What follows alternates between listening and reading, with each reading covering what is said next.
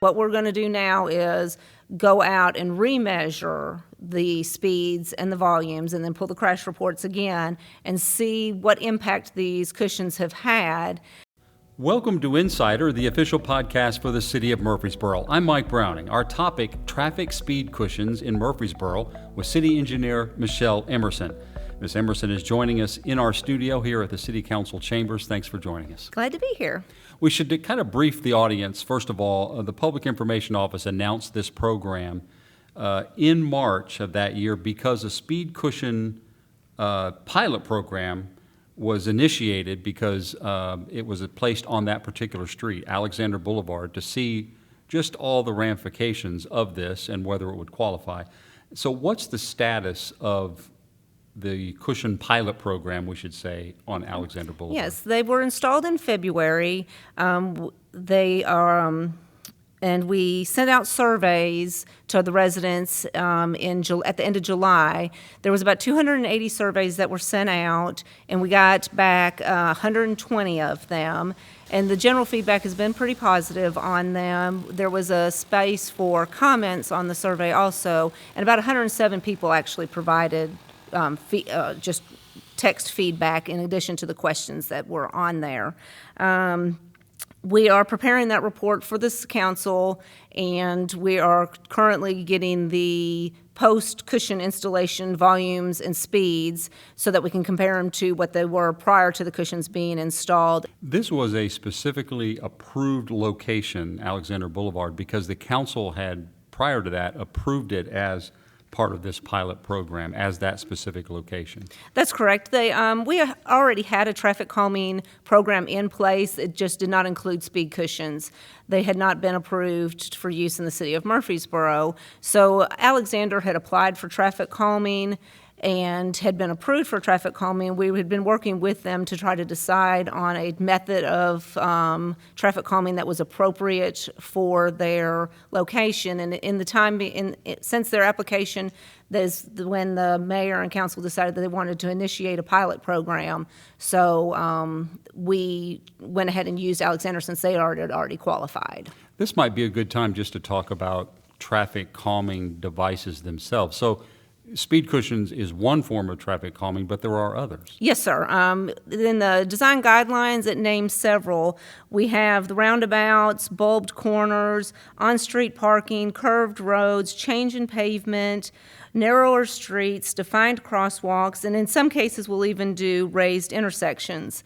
Those are the ones mentioned in the design guidelines, but also medians and speed boards, the ones that flash the speed as you go by them. Those are also methods of traffic calming. And so we can differentiate between speed bumps and the speed cushions. The speed bumps are those bumps that you normally see like in parking lots or parks where those really slow you down because if you don't, you're going to maybe damage a wheel or your vehicle. Calming devices, you can kind of still continue at somewhat of a speed, right? Right. The speed bumps are typically supposed to slow you down to closer to like the 2 mile an hour, whereas the speed cushions are more designed to a 15 to 20, I think it is, mile an hour speed. So you're still able to get down the street without coming to a stop like a speed bump. So what's the cost of speed cushions? I assume they maybe are a little bit more than a speed bump, but I may be wrong about that. The speed cushions that we did on Alexander, they come in 3 different pieces, and there's sets of 3, and each set installed was $5,400, and we did 6 sets, so it was a total of $32,000 for the speed cushion signs and everything to be installed on Alexander. And so there is a cost. How does that compare to some of the other methods? Well, it just depends on what other methods. Like we were looking at bike lanes on Alexander, so we would stripe bike lanes. So that was one form. So it gives a narrower feel to the road. And of course, paint stripes are a lot cheaper than the speed cushions. So, right, because you're mainly just using paint. Right, or thermoplastic, yeah. Right, and some labor to do that. Right. And then if you put up like a speed sign, those are already purchased and you Correct. just take them out to the location. And those are mobile too, so they can be used at different locations. So put it up at Alexander for a while, move it over to Savannah Ridge for a while. And so those are, you can use it at more than one location. The speed cushions are a permanent, I mean, they're bolted to the asphalt. The roadway, so, yeah. And we've already discussed all these other approved methods that are out there that are part of the guidelines.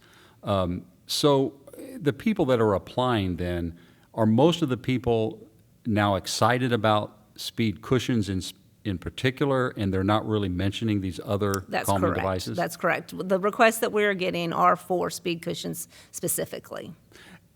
Is there an opportunity perhaps to educate some of those folks? I guess what I'm saying is it possible that in some cases another device might work more appropriately? Yes, it is. I know on St. Andrews, when we repaved it here recently, they were having some issues, and so we're striping bike lanes on St. Andrews to give the narrower stripes and to give a cushion between the mailboxes and the travel way. So we're using that method on St. Andrews because St. Andrews is not an appropriate location for speed cushions at that place. So since the Alexander Blvd application came in and it's part of this pilot project, you've had a number of other requests for the applications, and they've started filling those out and sending them your way. What's that process like, and how do you go about considering these different applications, I guess? What's part of that process? Typically what happens is I'll get an email requesting speed cushions. So I'll send them an application. The application requires them to fill it out and then get signatures from 2 of their neighbors, residents of the street. Then after they return that application, the staff will define a study area. That study area will include the location that the speed cushions are being requested for and any areas that would be impacted by that area having traffic calming devices applied to it. The map and names are sent to the requester, and that requester must get 10% of the signatures from people that are within the study area. Once they send back the petition with those required signatures, then we will do speed and volume studies, either by stealth radar or the tubes, and then we will also request crash reports for the past 3 years for accidents that have occurred in the study area.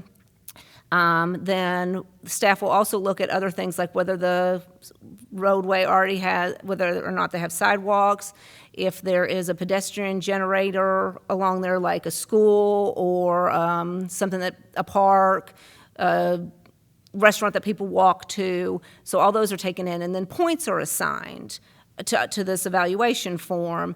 And in order to qualify to move to the next step would be you have to get 40 points.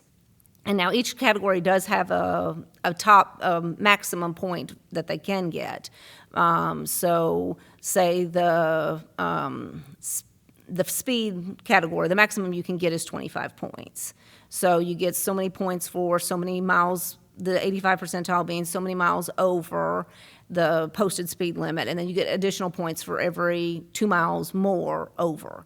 So you can get up to 25 points in that category. And the same with the volume. There's a minimum threshold, and then you get so many extra points for each additional 100 cars over the volume. So it appears most of what you've been discussing at this point when it comes to the application is the assessed need, like the need for the speed cushion.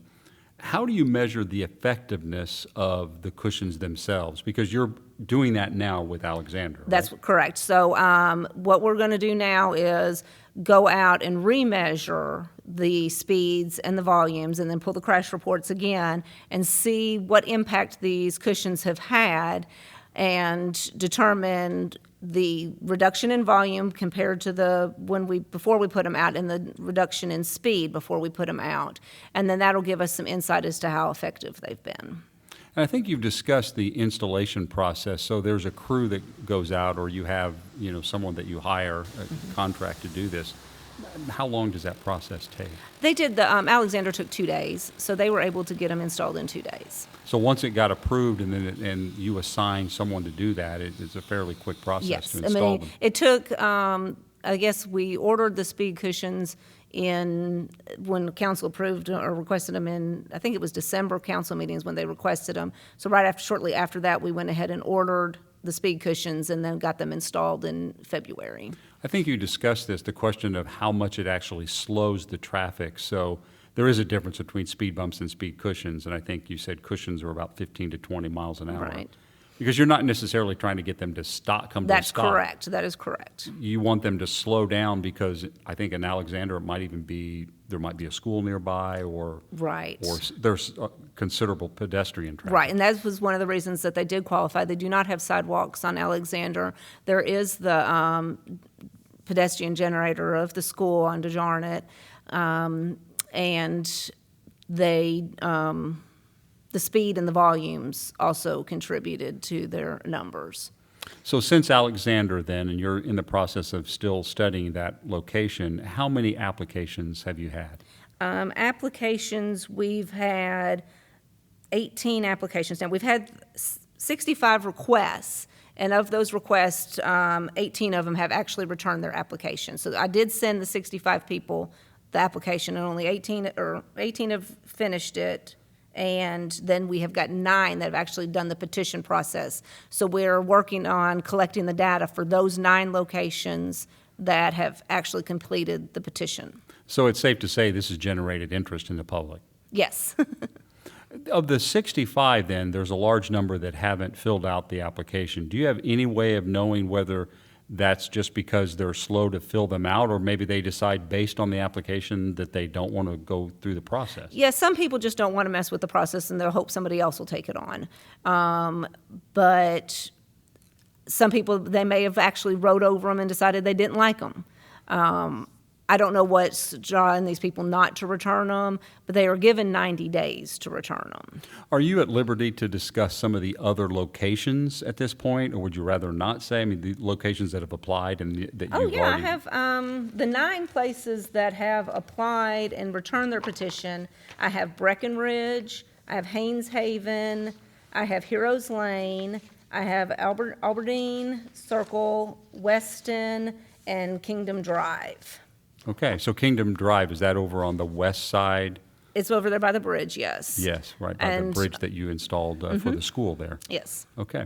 So I guess the last thing we can discuss is, this began in February or March, and the engineering department is conducting this analysis. But you have to present this to the council. So it's the council that will decide where we go from here. Maybe you should explain that part of it. Right. They've not approved speed cushion uses in the city streets previously. It's not been an approved method of traffic calming. So they will review the data that we present and make a decision if it's something that they want to continue to use in other locations or not. And then we'll also have to discuss the things we learned from the program on the application process. Do we want to have a set time frame? What types of roads will qualify? Because clearly we don't want them on arterials or collectors. But what other requirements do we want to set on types of roads that will qualify? And also the funding. That'll be a big discussion that we'll have because currently we have nothing funded in the CIP, so everything's going to be coming out of state street aid. And that's the fund that we use to do repaving of roads, installation of sidewalks, and repairs to sidewalks. So that'll cut into those types of projects that we'll be able to do with the installation of using speed cushions.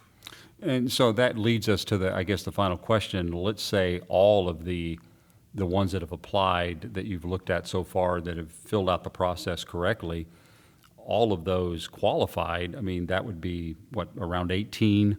You'd have to fund all of those. And so some decision-making is going to have to be made by the council, just how much of that gets funded and then how it gets prioritized. That's correct. So that's the direction we'll be looking for the council is where the funding's going to come from in the future. I mean, clearly it's state street aid right now, but hopefully in the future it can come from the CIP budget. And also how much do we want to allocate each year to it.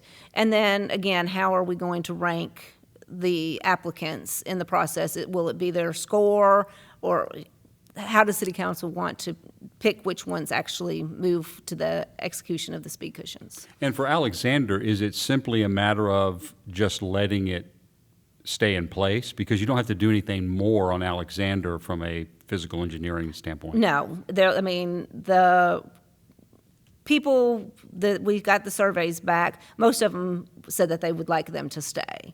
So that'll be up to the City Council also is, do we want to keep them there? Are we happy with what they're doing? Do we want to keep them there? And then, again, do we want to move forward with using them other locations? I will say that when Alexander needs to be repaved, we'll have to pull the speed cushions up to repave the road. So that is something also to consider when we start looking at roads for installation of speed cushions. What's the state of the pavement prior to putting the speed cushions on? Because we don't want to have to put them down and then 5 years later repave the road. Thanks, Michele Emerson, the city engineer here in Murfreesboro, for giving us this information. For more information on the Murfreesboro Engineering Department, visit www.murfreesborotn.gov/engineering, or you can call 615-893-6441. We've been highlighting the Engineering Department and the Speed Cushion Pilot Program. The Insider Podcast has originated from City Hall. Thanks for listening via Podbean, Spotify, Apple Podcast, and Amazon Music Audible. You can also watch The Insider on YouTube. Our producer is Michael Nevels. For more information on the fast-growing city of Murfreesboro, visit www.murfreesborotn.gov. Insider is the official podcast for the city of Murfreesboro. I'm Mike Browning. Thanks for joining us.